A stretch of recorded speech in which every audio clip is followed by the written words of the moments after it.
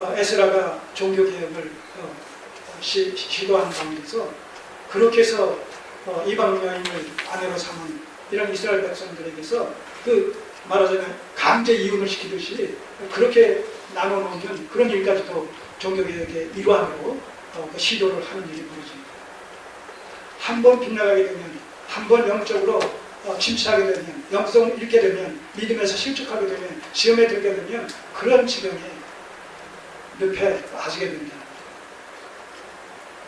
그래서 하나님께서는 지난 16년 동안 이 이스라엘 백성들이 얼마나 하나님 앞에서 잘못했는지 그 내용들을 특별히 이렇게 2절과 4절과 9절의 내용을 통해서 지적하시고 또 책망하시며 삶의 우선순위를 하나님 앞에서 바르게 정립할 것을 지금 강력히 촉구하시는 것이죠. 학개와 스가랴 선지자를 통해서 삶의 우선순위, 그의 나라와 그의 의를 추구하라. 그리하면 의식주의 문제, 이것이 너에게 있어야 될 줄을 안다. 내지는 이것은 너에게 더해 주시리라. 이렇게 마태복음 6장 33절 이하에서 말씀하셨던 그의 나라와 그의 의와 의식주의 문제와의 이 관계, 이걸 우리가 바르게 정립을 해야 되는데, 이 당시에 이스라엘 민족들은 의식주의 문제를 앞에 두고 그의 나라와 그의 의를 구하는 문제를 뒤에 둔다. 우선순위가 바뀌어졌답니다. 그 결과로 어떤 징계가 주어졌느냐? 6절, 9절, 10절, 11절 징계 내용에 대해서 살펴보겠습니다. 6절, 너희가 많이 뿌릴지라도 수입이 적으며 먹을지라도 배부르지 못하며 마실지라도 흡족하지 못하며 입어도 따뜻하지 못하며 일꾼이 삭슬 받아도 그것을 구멍 뚫어진 전대에 넣음이 되느니라. 자, 9절 보세요.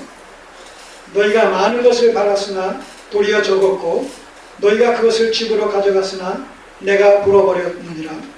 나 만군의 여호와가 말하노라. 이것이 무슨 연고뇨? 내 집은 황무하였을 때 너희 이는 각각 자기 집에 빨랐음이니라. 자, 경제적으로 그들이 성전 재건하기를 핑계로, 저들의 대적들의 방해 공작을 핑계로 그만두고 현실적인 안위와 자기의 유익을 구하는 일에 집중했지만 그 결과는 어떠냐? 경제적인 핍절의 이런 상태를 극복하지 못했다는 겁니다. 여기서 성전 건축의 중단과 경제적인 핍절, 이제 성전 건축의 재개와 또 하나님의 강복하심, 이것이 서로 대비가 되어져서 소개가 되고 있습니다. 우선 여기서는 이런 징계 내용들이 소개가 되어 있는데 경제적으로 나아진 것이 하나도 없었다는 겁니다. 그리고 더 나아가서 어떤 일이 일어나느냐? 성전 건축을 외면함으로 말미암아서 그들에게 유익이 된 것이 아니라 오히려 불리한 상황이 주어진 것이 뭐냐라고 했을 때 10절, 그러므로 너희로 인하여 하늘은 이슬을 그쳤고 비가 오지 않았다는 거예요. 땅은, 그러니까 가뭄이 왔으니까 땅은 산물을 그쳤으며 내가 한재를 불러, 한재가 뭐예요? 가뭄입니다. 가뭄 피해 한재를 불러 이 땅에, 산에, 곡물에, 포도주에, 기름에, 땅의 모든 소산에, 사람에게, 육축에게 손으로 수고하는 모든 일에 임하게 하였느니라. 그래서 말할 수 없는 경제적인 피폐와 핍절한 이런 상황이 찾아왔었다는 것이죠. 그 16년 동안에 저들이 잘 먹고 잘 산 것이 아니라는 얘기예요. 그럼에도 불구하고 이들은 회개하고 돌이키지 않고 여전히 그러한 침륜에 빠져 있었던 것이죠. 그러자 이제 하나님께서 더 이상 완망하지 않으시고 저들이 충분히 이제 깨달았겠지, 아마 이렇게 생각하셨을지도 모르겠어요. 학개와 선지자를 부르셔서 그들을 명하셔서 하나님의 말씀을 대안하게 했던 것이죠. 그래서 지금 말씀드린 이런 책망과 그리고 이런 징계로 말미암아 이런 그 어려움들을 너희들이 지금 겪고 있다는 사실을 지금 이 선지자를 통해서 말씀하십니다.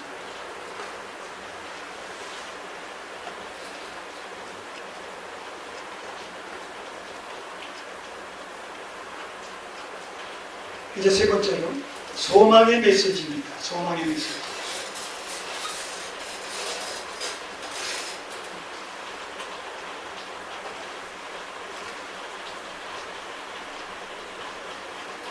(7절) (8절) 나 만군의 여호와가 말하니 너희는 자기의 소리를 살펴볼지니라. 너희는 산에 올라가서 나무를 가져다가 전을 건축하라. 자, 맨 처음에 와서 맨 처음에 바벨론 포로에서 가나안 땅으로 돌아왔을 때 이 스룹바벨 성전을 재건하기 위해서 이 목재를 어디에서 운송을 했습니까?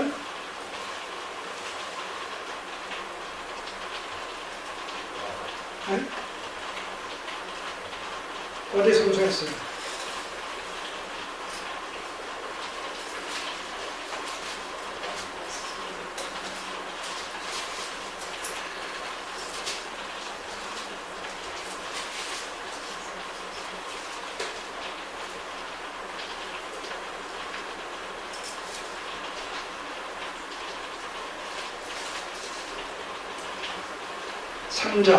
에스라서 성경하시고 에스라서 3장 7절 보시면 에스라서 3장 7절 예를 보시면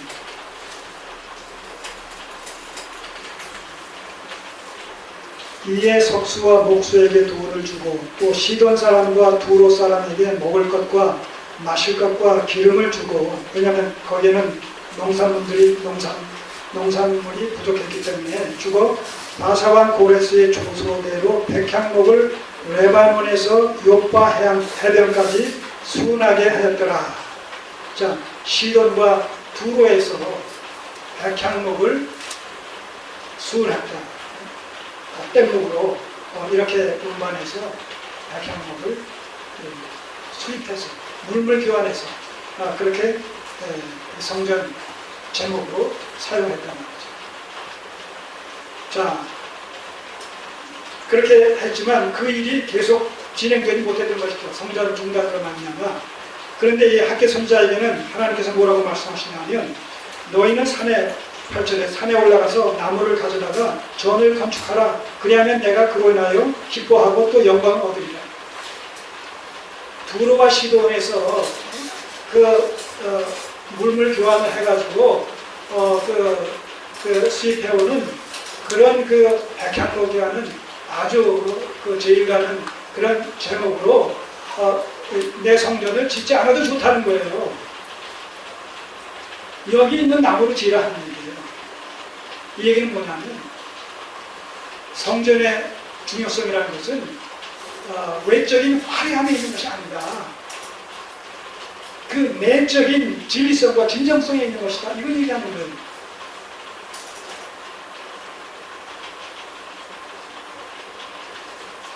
위로가 되지 않습니까?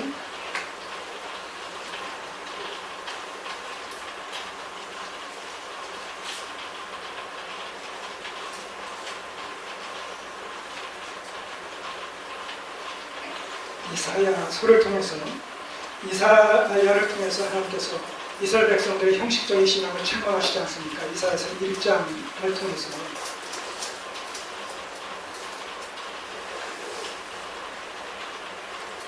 그들은 솔로몬 성전에서 절기를 지키고 때를 따라 제사를 드리면서 나름대로의 신앙생활을 바르게 한다고 했지만 하나님 보시기에는 형식적이고 외식적이고 가식적인 신앙이었다는 거예요. 너희가 성전 마당만 밟고 간다는 거예요. 그 수많은 그런 재물이 무슨 유익이 되겠느냐. 하나님께서 그들의 형식적이고 외적인 신앙생활에 아주 고개를 절레절레 저으시는 이런 모습을 보게 됩니다. 회개하라는 거예요. 너희 마음은 악으로 가득 찼다는 거예요. 이웃 사람들이 어려운 가운데 처해 있어도 돌아보지 않는다는 거예요. 불의와 불법으로 그들을 압제한다는 거예요. 이런 그 어떤 본질에서 하나님 앞에 바르게 그 관계가 정립되어 있지 않으면 이런 외적인 형식적인 신앙은 하나님과 상관이 없을 뿐만 아니라 하나님께서 오히려 토에 내칠 수밖에 없는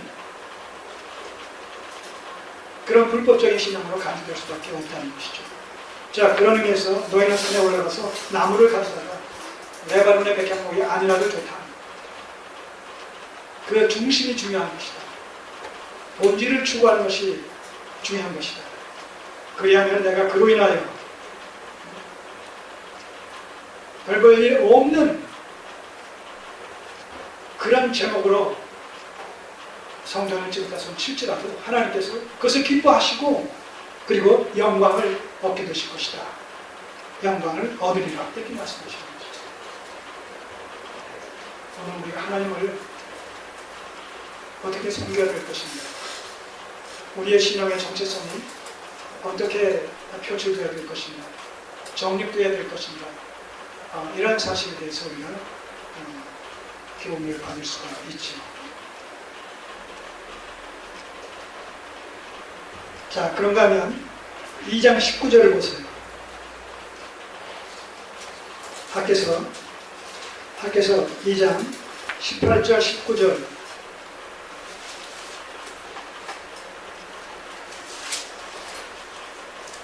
소망의 메시지에 대해서 좀 말씀드리는 겁니다. 18절 보시면 너희는 오늘부터 이전을 추억하여 보라. 과거 16년 그 지난 세월을 한번 추억하여 보라. 9월 24일 곧 여호와의 전 지대를 쌓았던 날부터 16년 전에 536년에 전 기초를 처음 쌓았던 그 날부터 추억하여 보라. 곡식 종자가 오히려 창고에 있느냐?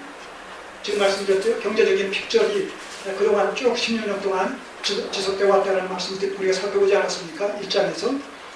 그걸 다시 한번 지금 상기시키는 거예요. 곡식 종자가 오히려 창고에 있느냐? 포도나무, 무화과나무, 석류나무, 감람나무의 열매가 맺지 못하였느니라. 지난 16년 동안 너희들이 성전 건축을 중단하고 핑계삼아 중단하고 그리고 그걸 비밀을 위해서 현실적인 안위와 안주를 위해서 너희가 올인했지만 그 결과는 어떠냐? 거기에 대한 응분의 대가가 주어졌느냐? 그 얘기하는 거죠. 곡식 종자가 오히려 창고에 있느냐? 포도나무, 무화과나무, 석류나무, 감람나무의 열매가 오히려 맺지 못했다는 거예요. 경제적인 픽절만 경험해봤다는 거예요. 그러나 오늘부터는 이제 성전 건축을 재개하는 재개를 다짐하는 이 오늘부터는 내가 너에게 복을 주리라. 이 성전이 하나님에게 있어서 그토록 중요했었다는 것이죠. 성전 건축이. 왜냐하면 그것은 하나님의 임재 상징뿐만 아니라 그 성전은 신약적 관점에서 보게 되면 성령의 내주로 말미암아 교회가 성전의 기능을 대신하지 않습니까? 구약의 성전은 그런 의미에서 구원의 은혜를 누리는 외적인 수단으로 기능했었어요. 구원의 은혜를 누리는 외적인 수단으로 기능했단 말입니다. 그런데 신약에 있어서 성전은 곧 교회 그 자체 아닙니까? 그러니까 오늘 우리의 삶이 곧 뭐예요? 구원의 은혜를 누리는 삶이어야 된다는 것이죠. 우리의 신앙생활의 정체성이 구원의 은혜를 누리는 그런 그 삶으로서 그렇게 우리가 정리가 되어져야 되는 것이죠. 다시 말해서 종말론적인 이제 그리스도의 재림으로 말미암아 이루어질